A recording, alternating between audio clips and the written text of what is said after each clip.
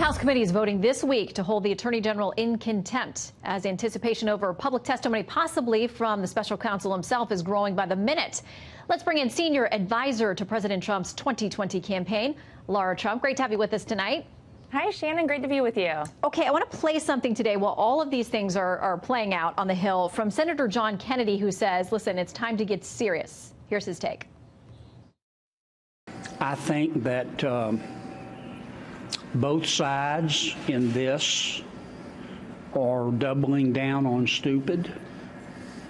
I think that both sides need to sit down and negotiate what the administration can provide and what the House actually needs. This is a dangerous game that's being played. So, Lara, where do we go from here? The president had said previously he was okay with whoever wanted to testify. Now, tweeting over the weekend, he didn't think it was a good idea for the special counsel to show up.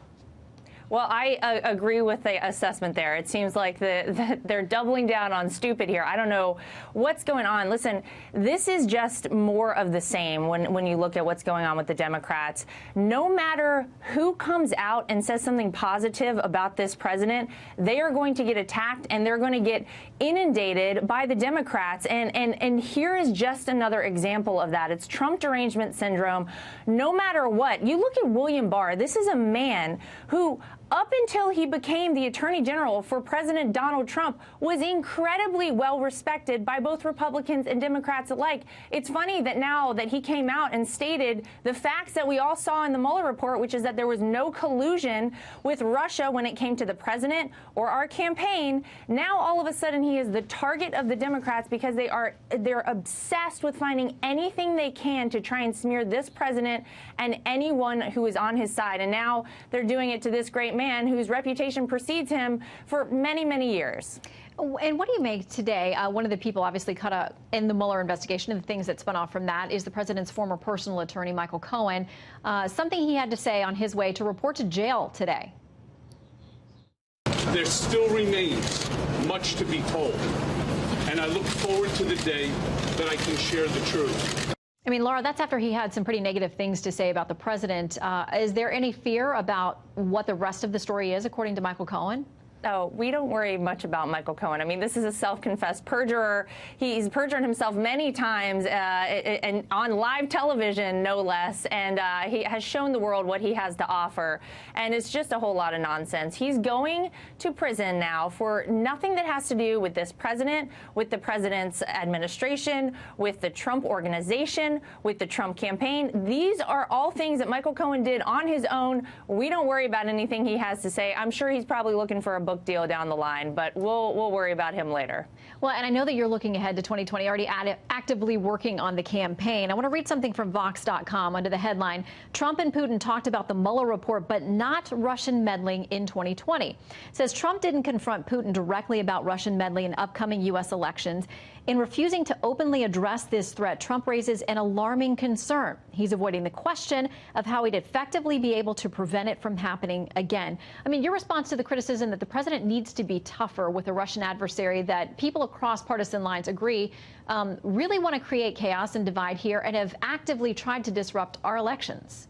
Well, this president has actually been incredibly tough with Russia. It was our former President Obama who said that he was going to have a lot more leeway once the election was over. We remember him saying that. And he knew, Obama, way back when, that Russia was meddling in our elections. And guess what? He did nothing about it.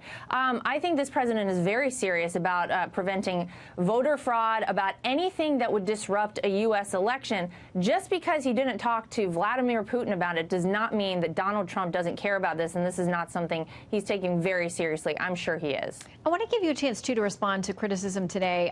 This is out of the Baltimore Sun. The president had a beautiful ceremony tonight, the highest civilian honor awarded to Tiger Woods. There's been some controversy about that, about whether he should have or not. Now, this side of the controversy is folks who didn't think Tiger Woods should have shown up.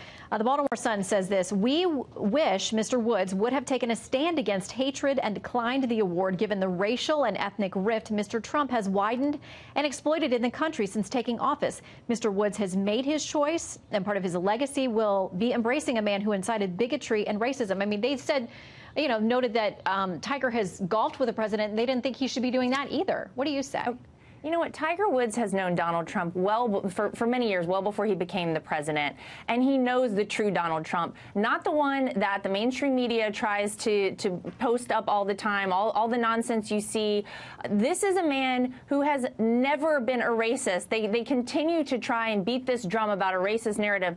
Tiger Woods, well, I mean, he deserves this more than anyone. I'm so happy the president decided to give him this honor. And what a shame that people are trying to take away such a great moment for him, for his family. I thought it was a beautiful ceremony. Tiger Woods is the epitome of what people should try to be like in this country. He had a downward spiral. Things were looking a little bad for him. He came back not only on the golf course, but in life. And that's something that as Americans we should champion and hold high. And kudos to the president for giving him this honor. It's just a shame that anyone would try and take this moment away from him. I think he deserves it, and I think all of America knows he deserves it. Well, this country is unique in many ways, but certainly cheering for the underdog and giving all of us second and third and fourth chances when we need them. For that, we can be grateful. Lara Trump, thank you for joining us tonight. Good to see you. Thank you.